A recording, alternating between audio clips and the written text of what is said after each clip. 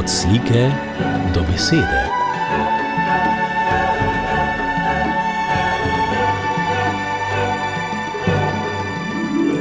Od slike do besede.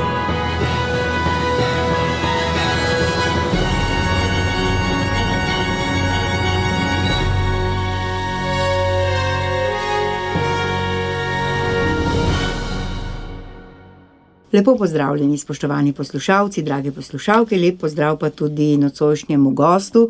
Z nami je prevajalec knjige Sanjajte drzno, Marko Nzobandora. Marko, lepo pozdravljeni. Ja, hvala za vabilo, res zanimiva izkušnja bo tole. Ja, knjiga je že kar nekaj časa na tržišču, ampak vendar ta rumena barva me je pritegnila veliko po izidu knjige pravzaprav. Avtor je Bob Goff. Pa bi najprej povedali nekaj o avtorju za naše poslušalce, pa še to, da je knjiga izšla pri Celjski Mohorjevi založbi. Ja, res je, knjiga je leta 2022 izšla pri Celjski Mohorjevi založbi. Bob Goff, ja, kako, njega je pravzaprav v resnici težko ubesediti v enem stavku, je res človek polnen življenjske energije, enega elana, navdušenja, ki ga pravzaprav tudi ta knjiga je pravzaprav rezultat vsega tega njegovega življenja, ki ga nekako priliva potem tudi na druge. Drugače v osnovi je odvetnik, tudi to je pravzaprav zanimivo, kako je prišel do tega poklica, ampak mogoče zgodba za kdaj za prebrati, no. Drugače po poklicu torej odvetnik, je pa potem v življenju počel vse sorte stvari. Nekako najbolj se mi zdi, da ga definira to neko človekoljubje, pa nekako deliti to veselje do življenja, pa neko, kako bi rekel, polnost življenja tudi z drugimi. Se pravi, da tudi nekako drugim ljudem pomaga odkriti na nek način njihove, on govori o ambicijah predvsem, se pravi, odkriti te njihove ambicije, želje, kaj je tisto, za kar jih je pravzaprav nekako na nek način Bog postavil v ta svet in kako lahko to prelijajo potem drugim, na nek tak način, no.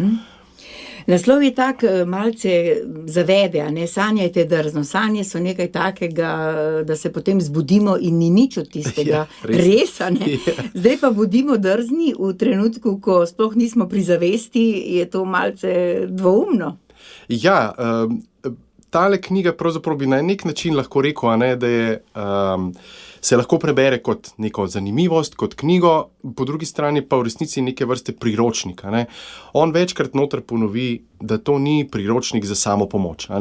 Teh poznamo, imamo na tone, ampak gre za to, da pomaga vsakemu posebej odkriti, kaj je tisto njegovo, kaj je tisto, kar ga res veseli, kar ga res nekako žene naprej. In da bo prišel do tega cilja, je v bistvu ta knjiga kot neko orodje, ogrodje.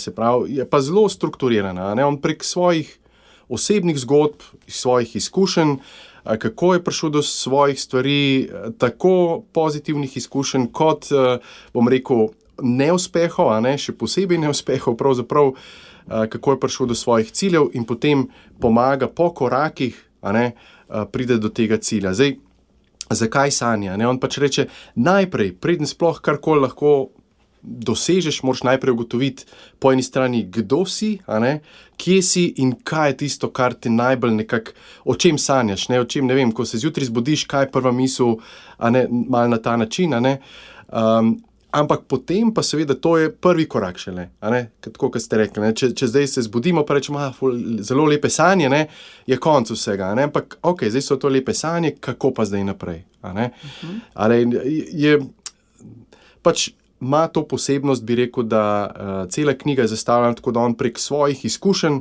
na nek zelo, zelo res tak zabaven način predstavi vse te korake, čist konkretne in potem, da naredi nek načrt, kako te cilje doseči, pa te sanje, če rečemo, Kako ste pa vi, Marko Nzobandora, sploh prišli v stik z založbo in kdo vam je ponudil to knjigo in kdaj ste rekli, prav, bom prevedel? Ja, ta knjiga je pravzaprav tretja v vrsti knjig od tega avtorja, ki sem jih prevedel. Je bilo pa tako, moj prijatelj je zasledil v angleščini to knjigo, drugo knjigo pravzaprav, ki v slovenščini nosi naslov Ljubezen deluje, v angleščini Love Does, in se je čisto navdušil. In je rekel, ta knjiga, to moraš prebrati, to res moraš prebrati, je super, In potem je prišel kontakt z založbo Celjsko Mohorjevo, oni so ugotovili, da je pravzaprav očitno to v njihovem sklopu tega, kar počnejo, bi bilo zanimivo in so potem stopili v stik z mano, da sem jaz tisto knjigo prevedel. Res močno priporočam tudi tisto knjigo, ker je, mislim, če je ta recimo bolj v smislu priročnika, je tista prav nekako, bom rekel, večina anekdot in predstavi Boba kot človeka, kot kaj je tisto, kar mu je blizu in pravzaprav prek osebnih zgodb, a ne predstavlja, kako ne bi dostopali do drugih ljudi.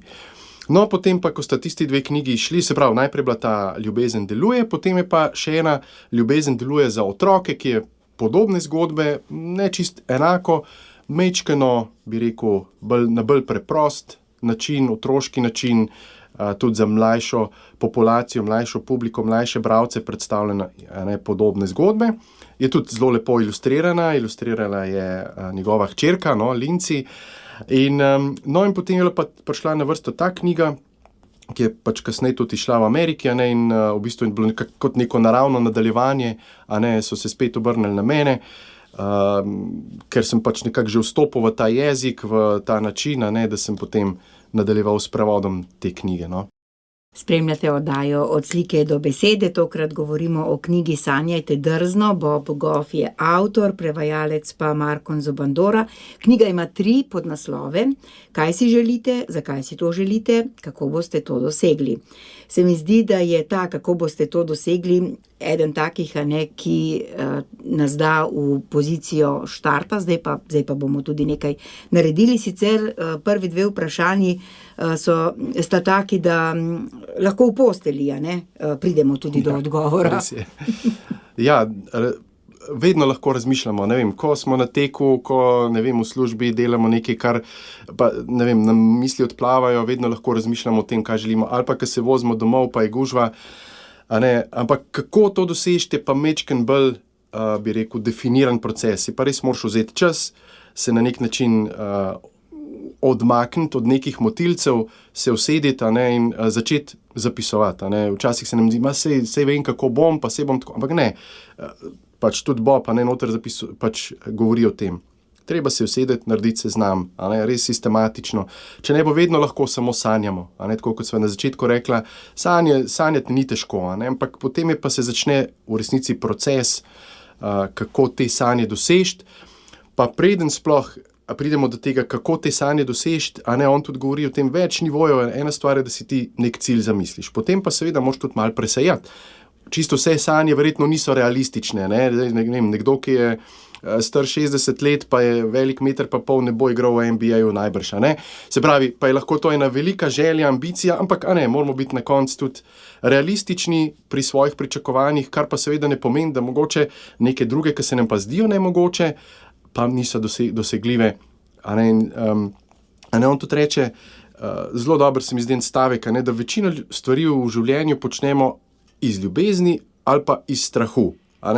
In zdaj moramo ugotoviti, kaj je tisto, kar nam je res blizu in bi res želeli, in potem se v to smer usmerimo. Kaj pa tisto, česar nas je strah, ali pa počnemo iz strahu, pa mogoče moramo nehati, ali pa morda pogledati z druge strani pa videti, mogoče so pa ovire, ki so premagljive, ki se jih da odstraniti, ki so mogoče samo v naši glavi, neki predsodki.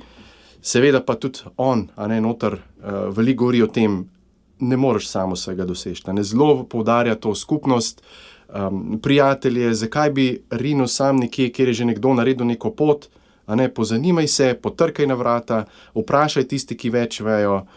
Tako res en kupenih takih zelo zanimivih in zelo koristnih napotkov, ki si jih vsak dan mogoče sami sebi postavljamo neke ovire, ki to niso, recimo. Ja. Ko gledamo človeka, ki je zelo uspešen na svojem področju, po poklicu odvetnik, to ni mačji kašelj, potem pa še 3 knjige je napisal, ali morda še kakšno, ki niso še prevedene, pa si rečemo, sej on je pa uspešen, on je pa knjigo napisal, ampak prizna, tudi on, da je knjiga polna uspehov in tudi neuspehov, in neuspehi so tisti, ki nas nekako bolj oblikujejo kot uspehi. Res je, mogoče sej tudi noter je opisanih kar nekaj takih primerov, predlagam res, da si pač poslušalci preberejo, če pridejo do tega, ampak mogoče, čisto za ilustracijo. Ravno pred kratkim sem poslušal ker ima tudi pač en podcast, prav v povezavi s to knjigo, ker ima tudi delavnico, Sanjajte drzno, in je tudi en podcast, kjer predstavlja ljudi z zanimivimi zgodbami oziroma zgodbami, kako so dosegli neke svoje sanje. In v enem od teh podcastov omeni, da je v času vojne v Iraku tam ustanovil neko vas za ženske, ki so jih pač preganjali tam, se pravi, mislim, da so bili jezidi, ki so jih preganjali, on je tam postavil mesto za ne vem koliko, par tisoč ljudi, in v tistem je bila ta nasprotna stran poražena in je v bistvu tisto mesto ostalo prazno oziroma ni bilo več potrebno, Seveda si lahko predstavljamo, da je vložil ogromno denarja, načrtovanja, poti, nevarnosti in tako naprej, in potem je to na koncu, sej ni čist neuspeh, ampak je bilo nekako na stranski tir postavljeno, reče, toliko sem vložil, ampak na koncu nekaj sem se naučil in to zdaj ni kot neuspeh, recimo v tem smislu. Je pa tudi en kup drugih stvari, ki jih je poskusil, pa niso uspele in se je pač nekaj iz tega naučil, in seveda se velikokrat to slišimo, nas neuspehi ne zadržujejo, pač, ampak vzameš nekaj, kar si se iz tega naučil in greš pravzaprav bolj moder naprej. Mogoče ena taka, tudi še zanimiva, ki pa mislim, da je omenjena v tej knjigi. Bob je bil zelo tak, da ima 3 otroke in z vsakim od otrok je v nekem določenem obdobju šel na neko avanturo, recimo temu. In z ta najmlajšim sinom sta šla enkrat, ker si je zelo želel, in sicer pri 10 letih je bil sin star, da bosta šla z motorjem tam v Ameriki čez neko puščavo. Tam zelo si je želel z motorjem voziti se po sipinah in sta šla, in pač Bob je zelo, kako bi rekel, spontan, marat avanture in tudi adrenalin in tako naprej, ampak vsem v nekih okvirih. Pač sin je bil vsem toliko mlad. In v nekem trenutku je rekel, se ozrem nazaj in slišim hrup motorja in vidim, da se sin po eni visoki sipini poganja proti vrhu, da bo preskočil z ene sipine na drugo. Ampak to je bilo kar nekaj, 200 metrov razdalje, ali nekaj takega, In on pač je bilo prepozno, sam zatulil, in videl, kako sin leti, in pol kar naenkrat motor leti in sin leti posebej in pristane tam v eni sipini in je rekel, postrašil sem se najhujšega, ker je bilo res, daleč tisto, pol preteče tja in sin leži na tleh, ves umazan, ampak mu nič ni bilo na srečo in je sam rekel, to je bilo super, ampak je pa tudi rekel, naučil se pa je, stvari je fajn zagrabiti, ampak po drugi strani vse ne brez glavo, se pravi, neka stvar je, dubo je neko modrost, pač imel je srečo, da se ni poškodoval, ampak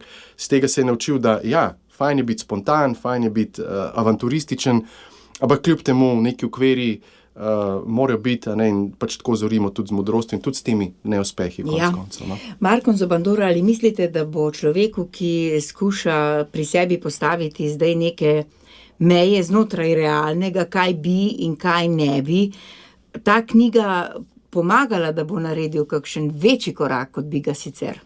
Ja, absolutno. Če se resno lotimo teh nasvetov, ali pa vsaj kakšnega vzamemo, mislim, da bo že naredilo neko spremembo.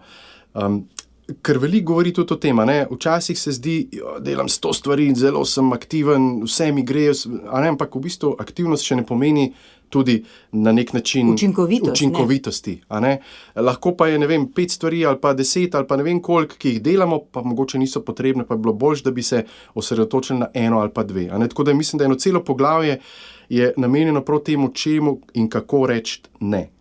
Tudi on je rekel, je zelo aktiven, res dela 100 stvari, pa potem prav našteva, rekel sem, dobrim stvarem ne, ker velikokrat delamo stvari, ki so zelo koristne, uspešne in tako naprej, ampak mogoče niso za nas v tem trenutku. Nam kradejo čas pri nečem, kar je morda bolj pomembno ali pa ima večji učinek v našem osebnem življenju, v družini ali pa mogoče v tej skupnosti, kjer delujemo. In je zelo pomembno tudi ta prava mera.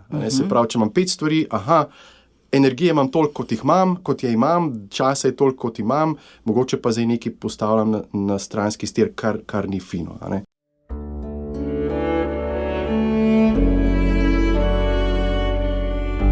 Poslušate podcast Radia Ognjišče.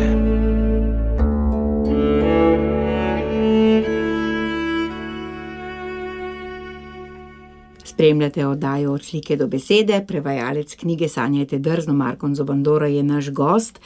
Marko, kako si vi predstavljate, da ta knjiga uči, zakaj lahko iz nje izvemo, kdaj recimo tudi reči ne, ko nam pa vendarle majhni opravki, drobne usluge, ki jih komu naredimo, a ne, se nam zdi, da smo koristni, pa da smo dobri, ampak v bistvu lahko tudi v svojo škodo na koncu. Ja, ključ se mi zdi v tem res premisliti pa nekako razpoznati, a ne, kaj je tisto. A ne. Mogoče seveda tudi cilji pa ambicije, kot jih on imenuje, niso vse enakovredne. Ene stvari so velike in tudi zahtevajo več časa, več načrtovanja, so bolj vredne in tudi vredne tega, da se jim posvetimo za dlje časa. So pa druge stvari, ki pridejo sproti, recimo, a ne, ki jih tudi lahko lažje ali pa bolj kratkotrajno na krajši rok dosežemo. A ne. In zdaj veliko govori o tem preverjanju teh ambicij in ciljev. A ne. Torej, kaj je tisto, kaj mi je res všeč, a ne, ko razmišljam, kaj mi je res všeč, kaj mi je res,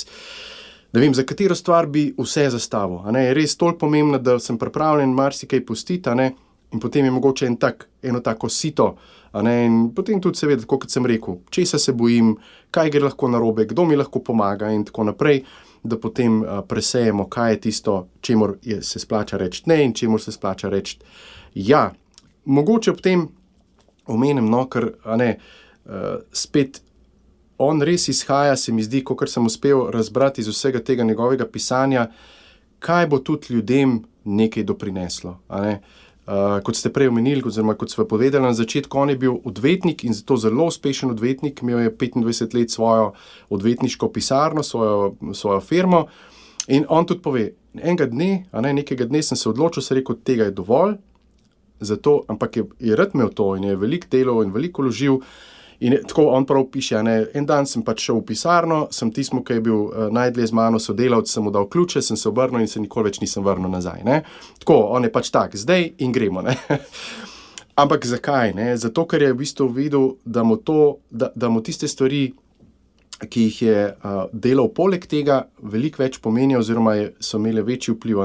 Je že mislim, da nekje na začetku 2000 let ustanovil fundacijo Ljubezen deluje, ki se prav tako imenuje, no, Love Does, človekoljubno organizacijo, ki pomaga, njemu so bili zelo blizu ljudje v teh revnih okoljih, predvsem otroci, zelo so mu blizu otroci, se pravi, je poskrbel veliko za izobraževanje, ustanovil je, ne vem točno koliko šol po vseh teh koncih, ne vem, Indija, Afrika in tako naprej.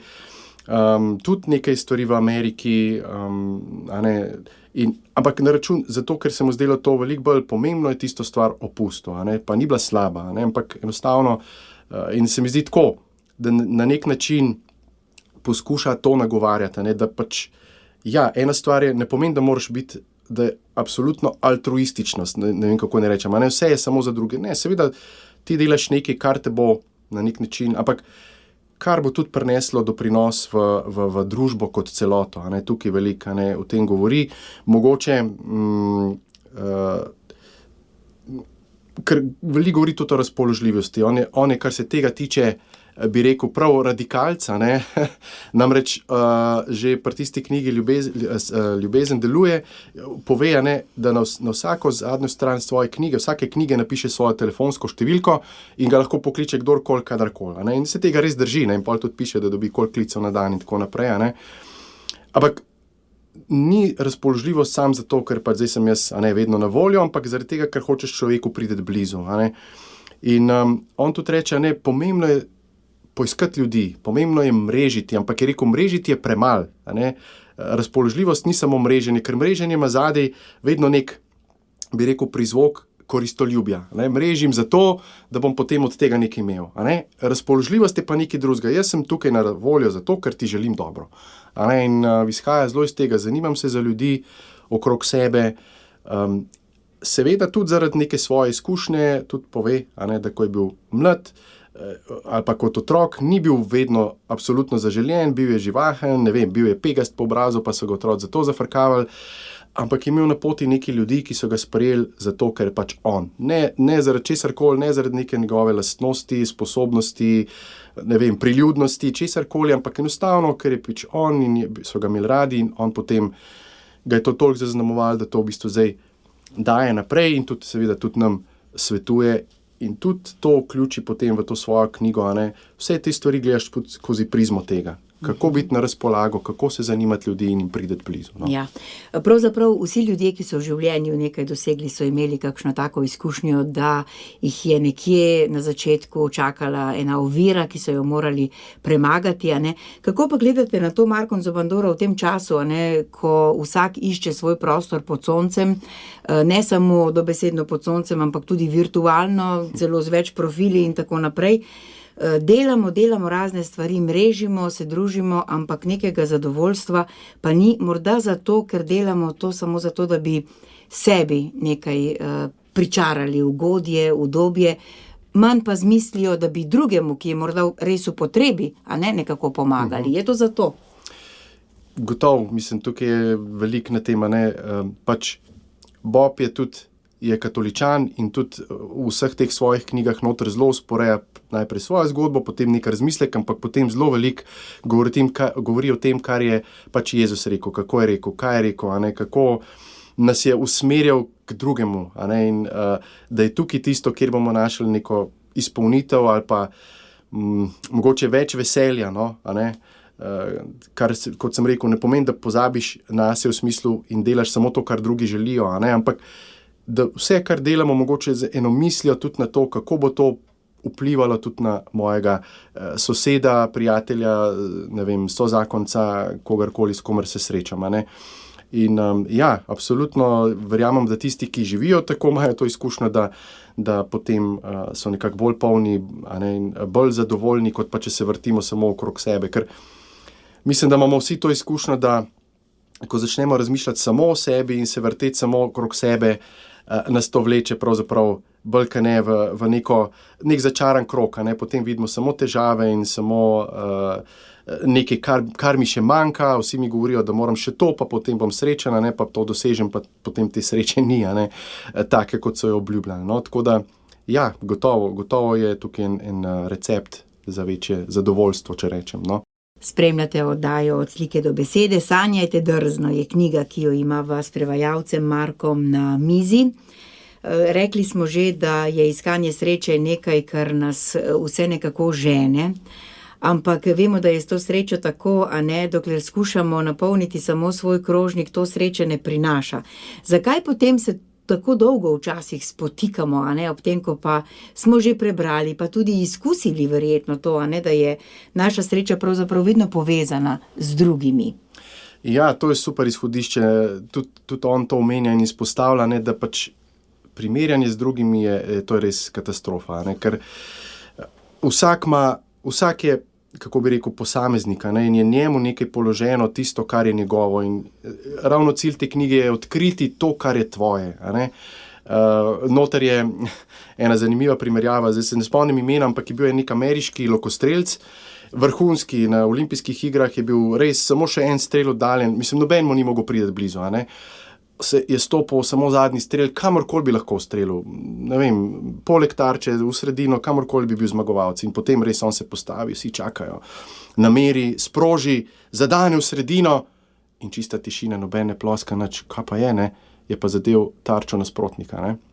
A ne, se pravi, če ciljamo napačno tarčo, ne bo v redu, ne, in je v bistvu izgubil to zlato na konec koncev, ne, pač moramo biti res osredotočeni na tisto, kar je naše, a ne, to primerjava, vemo vsi, a ne, on ima to, pa on ima tisto, pa jaz pa tega nimam, ali pa, če bom imel to, kar ima tisto, potem, ali pa, če bi delal stvari tako, kot jih dela on, potem bi pa sigurno bil uspešen, zadovoljen, srečen in tako naprej, a ne, če bi imel, ne vem, karkoli, a ne, ampak to je res smrt za sanje, za ambicije in tudi za nas osebno čista, ne, res. Ja, in če hočemo, da bi bilo tega hrepenenja po tujem vedno manj, se mi zdi, da je prav, da bi gojili neko hvaležnost, a ne. Vsak človek ima ob koncu dneva, preden zaspi ali pa zjutraj, ko vstane, 10 razlogov vsaj za to, da je hvaležen za to, kar ima, ampak tega običajno ne vidimo.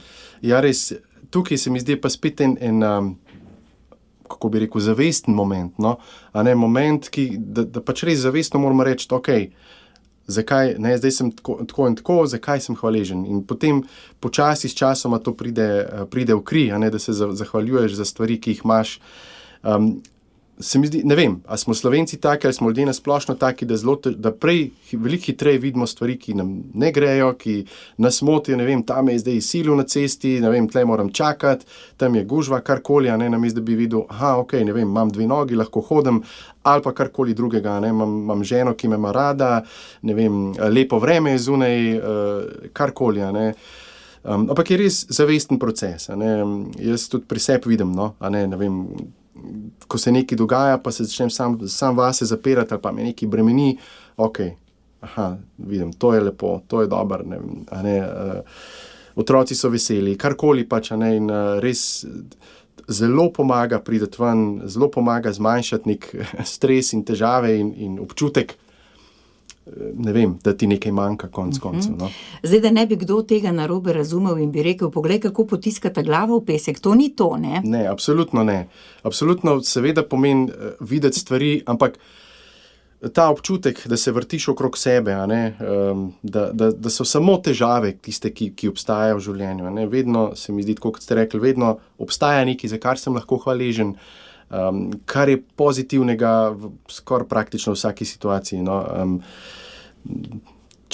Mogoče še en tak recept je pa to, da se v bistvu potem mogoče malo vseeno ozreš izven sebe, pa pogledaš, mogoče pa tale zdaj v tem trenutku ne vem, samo eno besedo, ali pa ne vem, mogoče tale rabi, da se z njim nekaj pogovorim, ali pa da grem z njim na pijačo, ali pa da mu pošljem en SMS, kako si, ali pa ne vem, karkoli, že to nas potem obrača navzven in zmanjša občutek neke, ne vem, nesreče ali pa nezadovoljstva. Ja, zdaj, če pomislimo, da so ljudje, ki se počutijo zelo prikrajšani, bodisi, da so tudi kakšne zdravstvene težave, pa da se sorodniki ne razumejo, da so osamljeni, stari, zapuščeni in tako naprej. Tudi v takem položaju ima človek vedno 2 možnosti.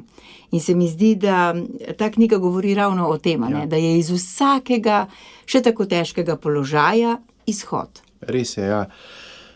Tako, res, vsi imamo svoje, če rečem, moderno izzive, naj si bo to na zdravstvenem področju, poklicnem, družinskem, osebnostnem, kakršnem koli, tega pač ne zmanjka. Tukaj smo na tej zemlji, in dokler smo tukaj, pač je to z nami. Ja, nihče ni rekel, da bo lahko. Točno to, točno to. Po drugi strani pa, res, če spet se vrnem na knjigo, pač on reče, se pravi, vsaka na nek način ideja, ambicija ali pa želja ali pa situacija ima dva nekako ročaja, ki držita, in to je ljubezen in upanje, če tako se izrazim po Goffovo, recimo, Se pravi, upanje po eni strani, da obstaja nekaj, kar je boljše, po drugi strani pa ljubezen. Ampak ljubezen je vedno, to ni neka beseda, neko čustvo, ampak vedno mora biti konkretna. Se pravi, vedno mora biti nekaj, če ne drugega, se lahko nekomu nasmehnem, če nič drugega ne moram. In je to že takoj nekaj, kar je pač neko konkretno dejanje, ki nas lahko potegne iz te situacije ali pa vsaj občutka, da nam je težko, recimo. Ja. Jezus jim je govoril v prilikah in tudi Goff govori zgodbe, a ne tako, da lahko razumemo. Tukaj je še en dokaz, kako to res deluje, ko slišimo celo zgodbo in potem lahko navežemo tudi na svoje življenje. Kaj se vas je pa najbolj dotaknilo, katera od teh zgodb, ki so opisane v knjigi? Ja, zdaj tukaj je res en kup enih zgodb, ki so tudi tako povezane z posameznimi poglavji, ampak ne vem, morda ena zgodba, ki je recimo tudi malo povezana ravno s tem, kar sva govorila, da pač vedno rabimo, oziroma nikoli ni, bom rekel, vse izgubljeno na nek način, po drugi strani pa seveda, zdaj tudi mi kot kristjani, če ne drugega, imamo pač res to večno upanje, da smo namenjeni nekam, kjer bo konec teh naših skrbi, nekih težav, ampak kar je mogoče, moramo stegniti roko in pač najti tudi tisto oporo v neki hudi situaciji, recimo. In tukaj pač je ena zgodba, ki jo je pač pove Bob, on je veliko potoval in je na ta svoje potovanje tudi otroke sabo jemal.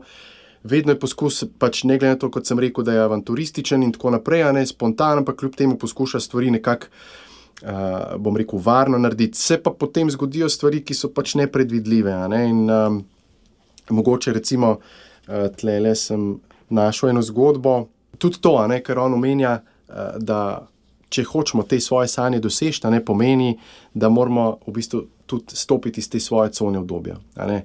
Dokler sedimo na kavču in vse lepo in samo razmišljamo, bomo težko karkoli naredili. Moramo stopiti, mogoče nas bo malo zazebel, malo bo trdo, ampak tako lahko pridemo pač do neke priložnosti. On tukaj razlaga, da je letel je v Mogadiš, in so potem, Mogadiš je pač tako, bom rekel, bilo vsaj v tistem času, ko on bil tam, pa verjetno še zdaj, dost nemirno, če rečem tako blago področje, in potem on tako razlaga. Na prvem potovanju v Mogadiš smo iz letala takoj sedli v terenska vozila z zatemnenimi stekli, ki sem jih naročil za prevoz. Pred nami je bil vojaški tovornjak, poln vojakov z avtomatskim orožjem. Iz zelenega, torej varnega območja smo se odpeljali proti mestu. V Mogadišu se pozna 20 let državljanske vojne. Na večini stavb so vidne sledi nabojev in granat. Prizor je videti, kot bi bil vzet iz računalniške igre Call of Duty. V svojem življenju sem počel že marsikaj norega, a med vožnjo za spremljevalnim tovornjakom po ozkih ulicah, prepredenih s cestnimi zaporami, so se mi naježile vse dlake na vratu. Imel sem občutek, da je to moj rob. Mogadiš je zapleten kraj, poln lepote, upanja, nasilja, nabojev in eksplozij. Ko želi nekdo izvesti atentat, žrtvin avto spelje proč od varovalnega spremstva, potem sledijo slabe stvari. Mi smo po 20-minutni vožnji skozi somalijsko prestolnico zavili v ozko ulico in pred nas je zapeljalo vozilo. Naš voznik se je obrnil k meni in s precejšno mero groze v glasu dejal: "To je res slabo."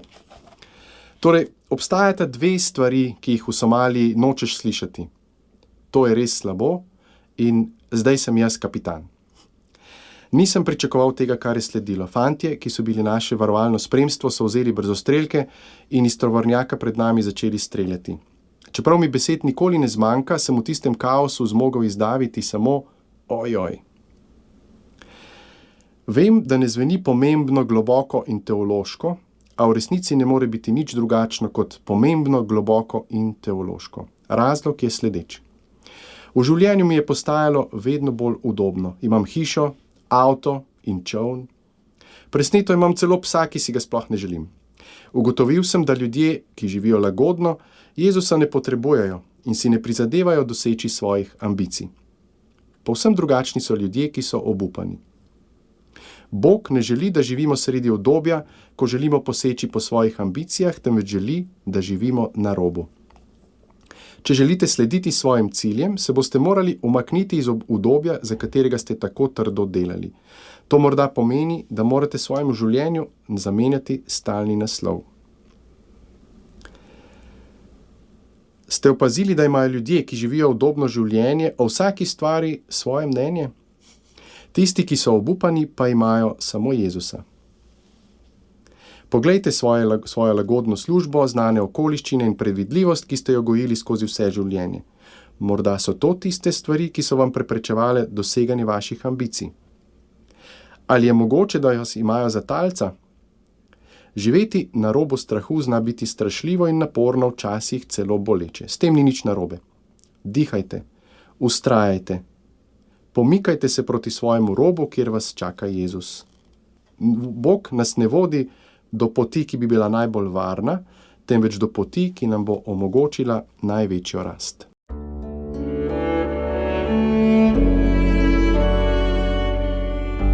Poslušate podcast Radia Ognišče.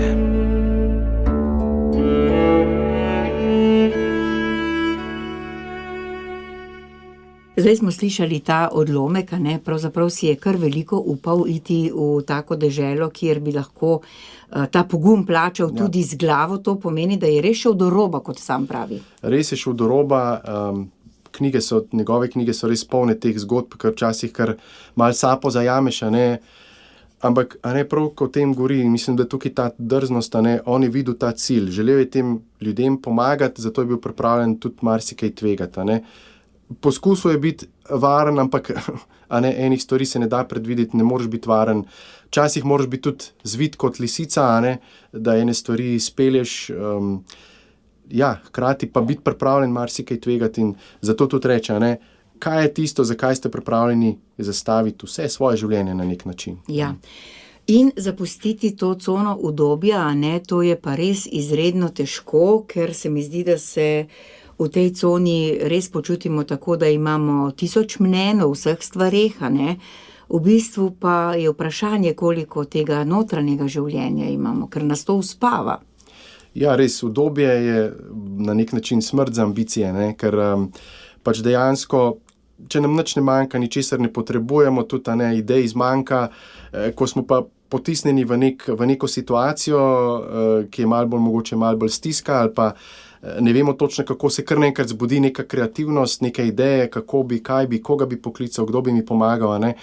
In mislim, da je tudi v vsakodnevnem življenju, tako kot on omenja, Bog na nek način to želi pokazati, glej, jaz te potisnem tukaj zato, da ugotoviš, da lahko malo okrog sebe pogledaš in konec koncev se obrneš mogoče proti nebesom, pa nekaj zmoliš, ker če vse imaš občutek, da ničesar ne rabiš, ne? In takrat hitro lahko se spotaknemo in pademo. Ja, ta uspavanost, udobja, ne samo, da ubija naše ambicije, ubija tudi duhovno notranjo rast. Ja, absolutno. Če nimamo nobene potrebe, potem nimamo tudi potrebe potem, da bi se spreminjali, da bi rasli, da bi se izboljšali na koncu, ker imamo občutek, vse gre, vse imam pod kontrolo, vse obvladam, in ničesar ne potrebujem, ne drugih ljudi in na koncu tudi ne Boga. Ja, težava je samo ta, da nas vsi ves čas ne ubogajo. Ja, tam pa potem nastopi stiska, ker kar naenkrat stvari ne grejo tako, kot sem si zamislil in potem se znajdemo v stiski, ne vem, a je to mogoče, lahko konec koncev tudi izguba nekega položaja, neke službe, in kaj zdaj? Vse sem imel tako pripravljeno, sestavljeno, vse je šlo tako, kot sem si zaželel in zdaj kar naenkrat sem pravzaprav v slepi ulici, zato ker mislim, da moram spet sam vse in ker ni šlo tako, kot sem si zamislil, je seveda stiska toliko večja. Markon Zobandora je bil kakšen prevajalski oreh? Prevajalskih orehov je kar nekaj, sploh zato, ker je pač jezik Boba Goffa je zelo zabaven, zelo zanimiv, in najtežje so ponavadi te neke igre besed, Zdaj, če so neke fraze, ki obstajajo v slovenščini, je to zelo preprosto, enostavno, če pa so recimo stvari, ki jih pač nekako oni povejo drugače, ali pa je iz neke svoje izkušnje izhaja, tam pa je bilo kar nekaj zanimivih bojev, tako da včasih sem mogel malo kakšno reč prespati, pa potem se vrniti. Na koncu smo pač nekaj rešitev izvedli tudi tako, da smo pač enostavno v opombi napisali, kako je v izvirniku, da se malo lepše razume, ker je pač v izvirniku vseeno lepše steče kakšna beseda, kakšen hec, kakšen obrat, ker so pač besede vseeno drugačne. Tukaj, se pravi, igre besed, kolikor jih imam zelo, zelo rad, so bile mogoče največji izziv. Kdo po vašem mnenju bo najbolj vesel te knjige, oziroma knjiga je že toliko časa zunaj, da verjamem, da so jo naši poslušalci tudi že prebrali. Knjiga je tudi konec koncev lepo darilo, Sploh, če nekdo načrtuje, da se bo brcnil iz cone ugodja. Ja, absolutno. Po eni strani je gotovo morda najbolj, če rečeva tako, profitiral s to knjigo nekdo, ki je mogoče se znajde na neki točki, v neki slepi ulici, kaj pa zdaj, ali pa gleda nazaj pa reče, toliko stvari sem si želel, pa nisem uspel priti do njih, recimo, Ampak po drugi strani, tako kot sem prej omenila, pa morda tudi nekdo, ki je na videz zelo uspešen, zelo učinkovit, ampak morda bi pa lahko bil na nekem področju še bolj, če bi spet presajal malo te stvari, pa videl, kaj je tisto, kar res prinese neko spremembo, ne samo meni, ampak tudi tistim okrog mene. Tudi v tem primeru, lahko je tudi nekdo zelo strukturiran, zelo vse, pa še vedno se najde kakšna reč, ki bi lahko opustili. Ne vem, Bob je pač Bob, in on je na neki točki se odločil, da bo načrtno začel stvari ukinjati in pol je rekel, vsak četrtek bom eno stvar ukinil in se tega že ne vem koliko let drži, Mogoče je to zelo radikalno, pa mogoče je to za njega, ampak ni slabo vsake toliko presejati na vsake toliko časa, kaj počnem, kaj je tisto, kar me nekako vera in kaj je tisto, kar me pelje naprej, a bi mogoče mogel nekaj opustiti, zato da bom imel več časa, več energije za nekaj, kar se bolj splača. Torej, na kratko, vsakmu bo koristila taka knjiga. Poleg knjige, kot sem mislim, da omenil že prej, ima Bob tudi že kar nekaj let podcast z istim naslovom, kjer pač predstavlja zgodbe uspešnih ljudi, ki so nekako sledili tem sanjam in pač vsak po svoji poti prišli nekako do nekega rezultata. Nam je lahko zelo navdih pri naslednjem projektu ali pa pri odnosu ali pa pri, ne vem, karkoli imamo v življenju. No. Ja, Ljubezen deluje je naslov njegove prve knjige, pravzaprav druge, ki jo je napisal, prve, ki jo imamo prevedeno, tudi to priporočamo v branje in pa seveda ogled podcasta. Zdaj smo tako daleč prišli, a ne, da televizije ne gledamo več, avtorji so nam dosegljivi takole na zaslonu. Super je tako, ker kdor hoče najti pot iz zagate, jo najde tako ali drugače.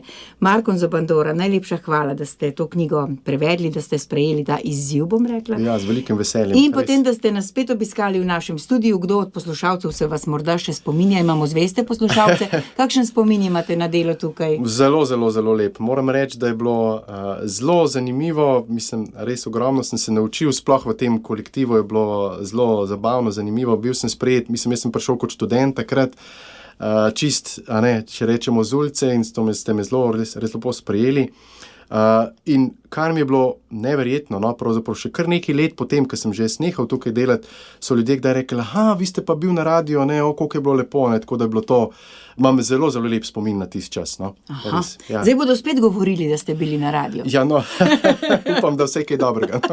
Seveda, najlepša hvala in vse dobro vam želim. Ja, hvala enako in hvala za vabilo.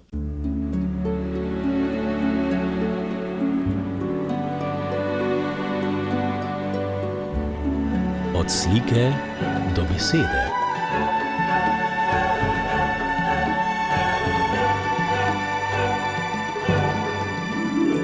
Od slike do besede.